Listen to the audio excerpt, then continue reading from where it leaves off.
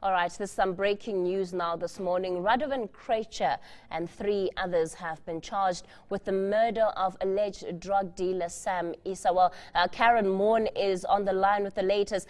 Firstly, Karen, bring us up to speed on this breaking story. What has happened here? Well, this is a big day for the South African police services. We know, of course, that Radovan Krecjir had been linked to alleged assassination plots on investigator Paul O'Sullivan and the lead police officer in the investigation against him. Now we know that 3 of the men involved in those or implicated in those alleged plots have been charged alongside with Radovan Krecjir for the murder of Sam Issa. Of course, he is known as Black Sam Issa, an alleged drug trafficker reported to be involved in some kind of business relationship with Radovan Krecjir that went sour.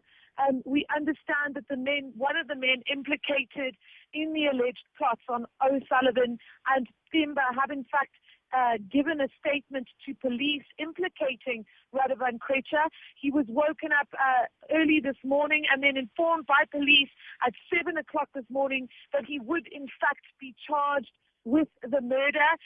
We saw him coming out of the Pretoria Central Kgosi Mampuru prison where he is being housed at the moment. He's being driven to the Germiston Magistrates Court as we speak. One of his fellow accused is being picked up at the Boksburg prison, and we expect him to make an appearance within the next half an hour. Karen, do we have any idea of who these 2 other suspects are? They are all known to the police.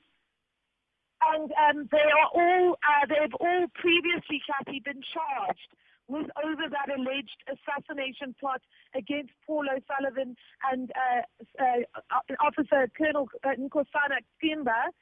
We know that one of them is known to have made a statement to the police, and all of their names will be formally released once they have been charged. But these are all people who have been previously prosecuted or are being prosecuted in cases linked to Radovan Krecjir. We also know that the police have managed to uncover links allegedly between Krecjir and these men based on the firearm that was used to gun down Sam Issa. Remember that he was, again, fired at 53 times, a particularly vicious and brutal murder. And our own program, Checkpoint, in fact, spoke to one of his right-hand men who detailed at the time what he said was Radovan Krecjir's involvement in Sam Issa's murder, and in fact told us that he had warned Sam Issa that if he did not patch up his poor relationship with Radovan Krecjir, he would in fact end up dead.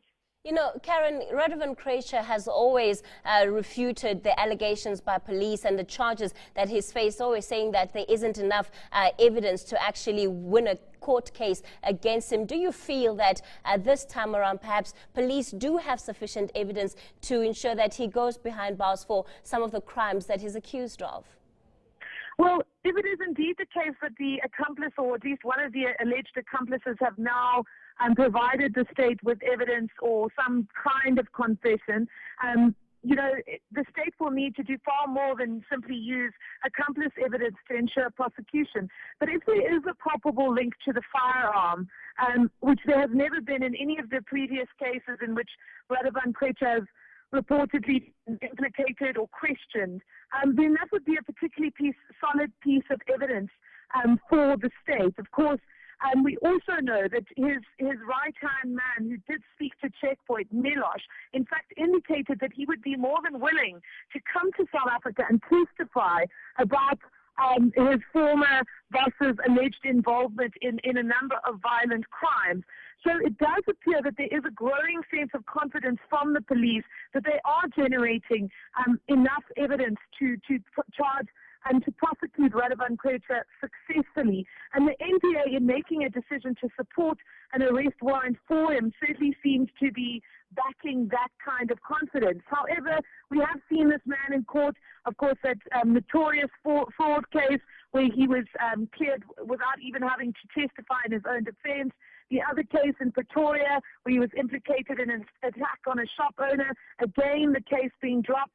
And the police know that they really need to have their ducks in a row if they want to ensure a successful prosecution. But they are now sitting in a situation where they've persuaded at least one court to not grant Radovan Krecjir bail. He is on trial for a kidnapping, drug-related case in the Palm Ridge High Court. And I think there is a growing sense of confidence from the police that if they've managed to persuade a court that he shouldn't be released on bail, and they've managed to persuade the NPA that there is enough evidence to prosecute him for Sam Issa's murder, that they may have indeed turned the corner in terms of their unsuccessful bout of prosecutions against this very high-profile individual. All right, Karen Mon, that's where we're going to leave it for now. Of course, a reminder of that breaking news story. Radovan Krecjir and 3 others charged with the murder of alleged drug dealer Sam Issa. Of course, that's where we're going to leave it for now. Join us again at the top of the hour for the latest news and sport. The Tech Report is up next.